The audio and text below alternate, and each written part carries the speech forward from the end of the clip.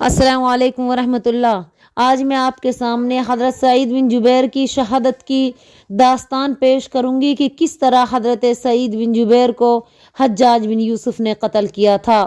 حضرت سعید بن جبیر پہلی صدی ہجری کے بہت بڑے عالموں میں سے تھے۔ وہ رسول اللہ پاک صلی اللہ علیہ وسلم کے چچا زاد بھائی اور پیارے ساتھی حضرت عبداللہ بن عباس کے خاص شاگرد تھے۔ ان کے علاوہ انہوں نے امت کی ماں حضرت عائشہ صدیقہ اور رسول پاک صلی اللہ علیہ وسلم کے کئی اور پیارے ساتھیوں سے بھی علم حاصل کیا تھا۔ یوں وہ ایک خود علم کا سمندر اور اپنے وقت کے امام بن گئے۔ قرآن پاک کی تفسیر، حدیث اور فقہ میں ان کو اتنا اونچا مرتبہ حاصل تھا کہ وہ عام لوگ بڑے بڑے عالم بھی ان سے دین کے مسئلے پوچھا کرتے تھے۔ انہوں نے اپنے علم سے لوگوں کو خوب فائدہ پہنچایا۔ اس زمانے کے بعض بزرگ فرماتے تھے کہ دنیا میں شاید ہی کوئی ایسا شخص ہو جو حضرت سعید بن جبیر کے علم کا محتاج نہ ہو۔ حضرت سعید ایک بڑے عالم ہی نہیں بلکہ نہایت پرہیزگار اور عبادت گزار بھی تھے۔ دن رات کا بڑا حصہ عبادت اور قرآن پاک کی تلاوت میں گزارتے تھے۔ قرآن پاک کے حافظ بھی تھے۔ زندگی میں بہت سے حج کیے۔ اللہ کے ڈر سے اکثر روتے رہتے تھے۔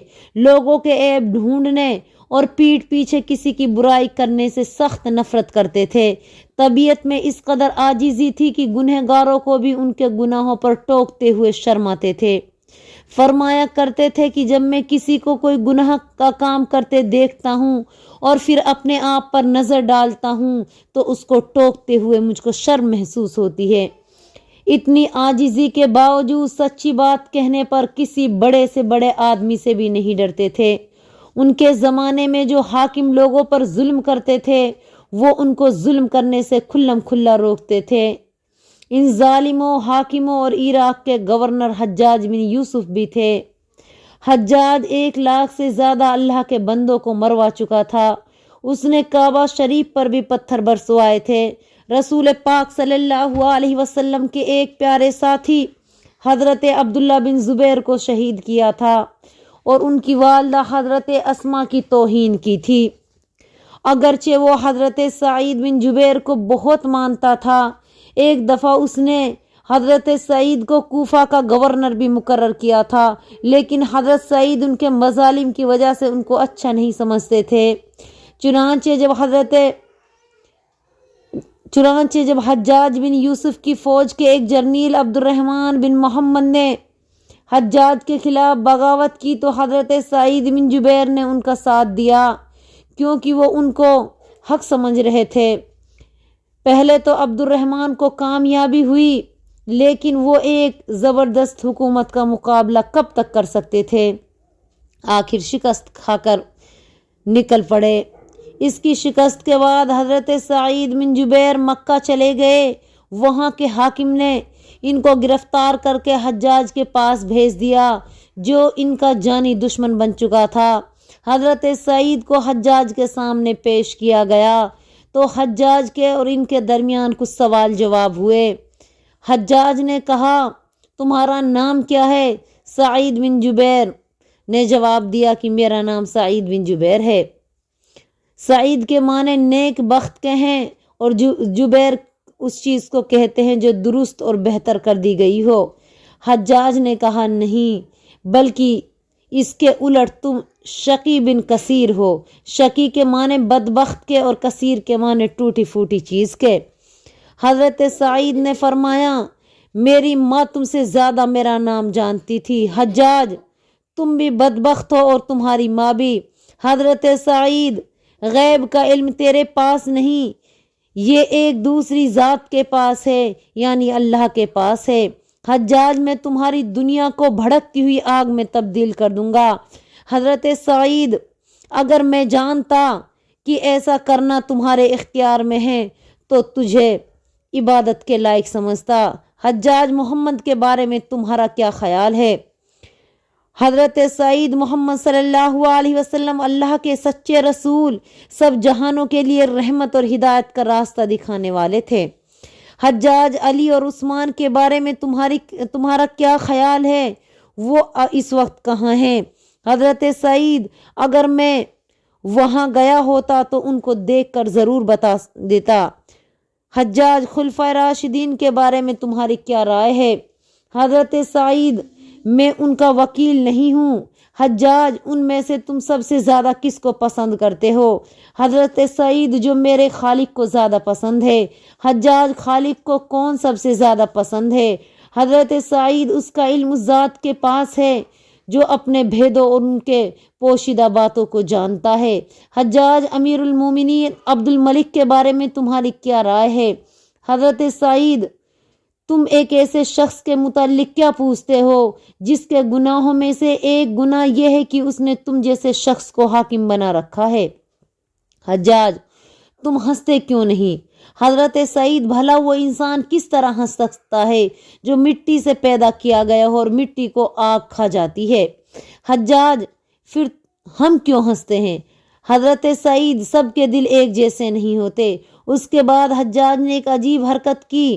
اس نے حکم دیا کہ حضرت سعید کے سامنے عود ایک قسم کا باجا اور بانسری بجائی جائے۔ حضرت سعید اس کی آواز سن کر رونے لگے۔ حجاج بولا اس میں رونے کی کیا بات ہے؟ یہ تو ایک خوش کر دینے والی آواز ہے۔ حضرت سعید نے فرمایا نہیں، یہ تو ایک غم کی آواز ہے۔ اس نے مجھے وہ دن یاد دلا دیا جس دن سور پھونکا جائے گا، یعنی قیامت آئے گی۔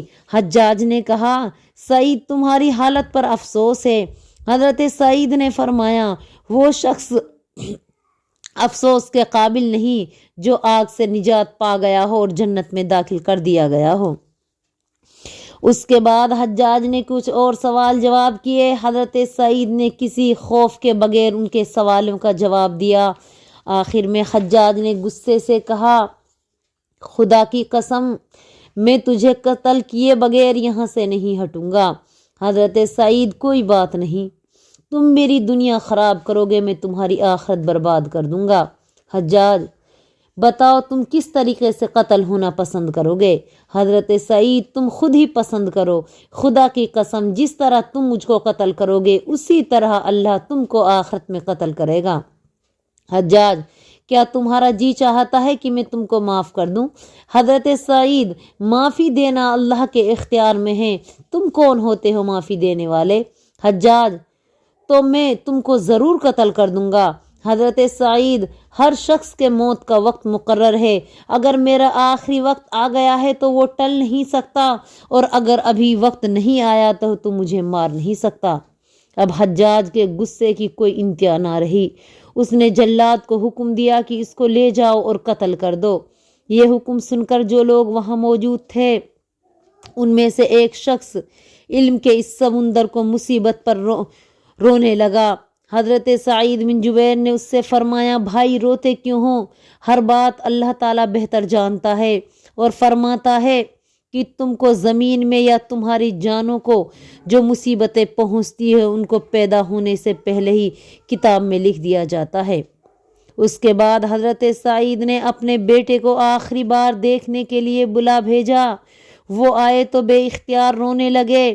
حضرت سعید نے ان سے فرمایا بیٹے اس سے زیادہ تیرے باپ کی زندگی نہیں تھی، پھر رونے سے کیا فائدہ، صبر کرو۔ اس کے بعد بڑے صبر اور حوصلے کے ساتھ قتل ہونے کے لیے جلاد کے ساتھ ہنستے ہوئے چلے۔ حجاج نے انہیں ہنستے ہوئے دیکھا تو کہا اسے واپس میرے پاس لاؤ۔ جب انہیں حجاج کے پاس لایا گیا تو اس سے پوچھا تم کس بات پر ہنس رہے ہو؟ حضرت سعید اللہ کے مقابلے میں تمہاری جرأت اور تمہارے مقابلے میں اس کی نرمی پر۔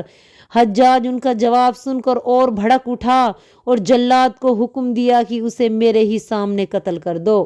جلاد نے وہ چمڑا بچھا دیا جس پر لوگوں کو قتل کیا جاتا تھا۔ حضرت سعید نے فرمایا میں 2 رکعت نماز پڑھ لوں، پھر وہ قبلے کی طرف منہ کر کے کھڑے ہو گئے۔ اس وقت قرآن کی آیت پڑھ رہے تھے جس کا معنی ہے میں نے سب سے الگ ہو کر اپنا رخ اس ہستی کی طرف کیا جس نے آسمانوں اور زمینوں کو پیدا کیا، اور میں شرک کرنے والوں میں سے نہیں ہوں۔ حجاج نے حکم دیا اس کا منہ قبلے کی طرف سے پھیر دو۔ حضرت سعید بولے کچھ حرج نہیں، قرآن میں آیا ہے तुम जिधर भी रुख करोगे उधर ही अल्लाह की ज़ात है। अब हज्जाज ने हुक्म दिया उसे मुंह के बल लिटा दो। हजरत सईद खुद ही औंधे लेट गए। उस वक्त भी उनकी ज़बान पर कलाम पाक की आयत थी जिसका मतलब है हमने इसी ज़मीन से तुमको पैदा किया और इसी में तुमको लौटाएंगे और इसी से एक दफ़ा फिर निकालेंगे। अब हज्जाज ने हुक्म दिया इसको फ़ौरन कत्ल कर दो। हज़रत सईद ने उसी वक्त बड़ी आजिज़ी के साथ दुआ मांगी, ए अल्लाह मेरे कत्ल के बाद इस जालिम को ऐसा बेबस कर दे कि ये किसी और को कत्ल ना कर सके। उसके बाद उन्होंने कलमा शहादत पढ़ते हुए सर झुका दिया। उसी वक्त जल्लाद की तलवार गर्दन पर गिरी और सर जिस्म से जुदा हो गया। शहादत के बाद जिस्म से खून के फव्वारे फूटने लगे। हज्जाज इतना खून निकलते देखकर बहुत हैरान हुआ और अपने ख़ास तबीब से उसकी वजह पूछी। उसने कहा दूसरे लोगों को कत्ल का खौफ होता है, कत्ल का सुनते ही उनका खून खुश्क हो जाता है, लेकिन सईद के दिल में कत्ल का कोई डर न था, इसलिए उनके जिस्म से बहुत खून निकला। शहादत के वक्त हजरत सईद बिन जुबैर की उम्र 57 बरस की थी। ये वाक़या 94 शाबान हिजरी का है। इसकी शहादत की खबर लोगों में फैली तो उनको सख्त दुख हुआ। उस ज़माने के एक बहुत बड़े बुजुर्ग हसन बसरी ने फरमाया, ए अल्लाह जालिम हज्जाज से सईद के कत्ल का बदला ले। खुदा की कसम अगर दुनिया के तमाम बाशिंदे भी सईद के कत्ल में शरीक होते तो अल्लाह उन सब को औंधे मुँह जहन्नुम में फेंक देता। उस वाक़ये के थोड़े ही दिन बाद हज्जाज सख्त बीमार हो गया। उसके पेट में कीड़े पड़ गए जिसमें सर्दी समा गई। दिमाग की हालत भी ठीक ना रही। अक्सर बेहोशी के दौरे पड़ने लगे। बेहोशी की हालत में या रात को ख्वाब में उसको सईद बिन जुबैर नजर आते जो पूछते, ए जालिम तूने किस गुनाह के बदले मुझे कत्ल किया है? चौंक कर कहता, मेरा सईद से कोई ताल्लुक नहीं। उसी तरह सख्त तकलीफ की हालत में चंद माह के बाद 95 हिजरी में वफात पा गया। हजरत सईद की दुआ यूं कबूल हुई कि उनकी शहादत के बाद हज्जाज ने किसी को कत्ल ना करवाया क्योंकि वो खुद बीमार हो गया और खुद परेशानी और मुश्किलात में पड़ गया। कहते हैं कि हज़रत उमर बिन अब्दुल अजीज़ ने हज्जाज को उसके मरने के बाद ख्वाब में देखा कि वो बदबूदार मुर्दार की सूरत में है। उन्होंने उससे पूछा कि अल्लाह ने तेरे साथ क्या सलूक किया? उसने कहा कि मैंने अपनी ज़िंदगी में जिस जिस आदमी को कत्ल किया अल्लाह ने हर एक के बदले में मुझसे एक एक दफ़ा कत्ल किया, मगर सईद बिन जुबैर के बदले में मुझे 70 बार कत्ल किया गया। तो ये था हज़रत सईद बिन जुबैर का खूबसूरत वाक़या कि किस तरह इस जालिम हज्जाज ने इसको कत्ल किया और फिर इसके कत्ल के बाद अल्लाह पाक ने हज़रत सईद की दुआ से इसको किस तरह बेबस कर दिया कि ये तड़प तड़प कर इस दुनिया से चला गया। बेहोशी के आलम में भी इसे सईद ही सईद दिखाई दिया करता था।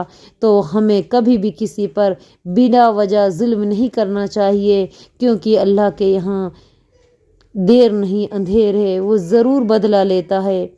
तो इस तरह की इस्लामिक वीडियो देखने के लिए प्लीज़ आप हमारा चैनल सब्सक्राइब करें और लाइक करें। अस्सलाम वालेकुम रहमतुल्लाहि व बरकातुहू।